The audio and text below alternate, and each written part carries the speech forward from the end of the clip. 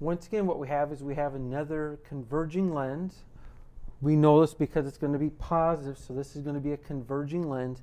We have the distance of the object is going to be 25 centimeters, and we want to describe the image.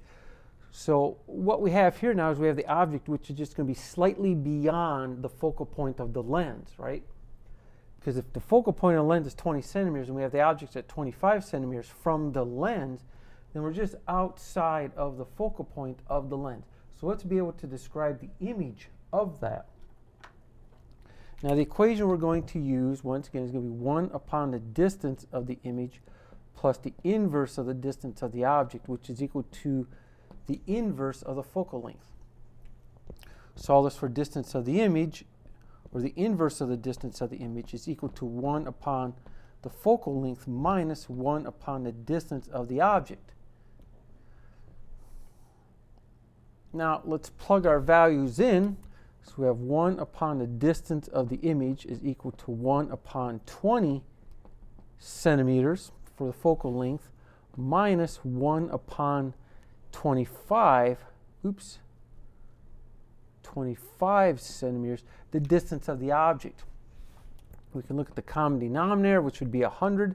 So this is going to be 5 upon 100 centimeters minus 4 upon 100 centimeters, which is equal to 1 upon 100 centimeters. So that tells us that the distance of the image is going to be 100 centimeters.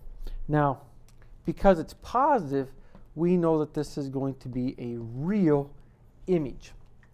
Now we can look at the magnification of this. And the magnification is equal to the negative distance of the image over distance of the object, which is equal to a negative, this is going to be 100 centimeters divided by 25 centimeters, and that's going to give us a minus 4.0. Now we can learn two things about this. We know that the image is going to be inverted. We know it's inverted because we have a negative value here. Now, since this is larger than 1, matter of fact, 4 times, so this tells us that the image is going to be 4 times greater than the object. So this is going to be larger.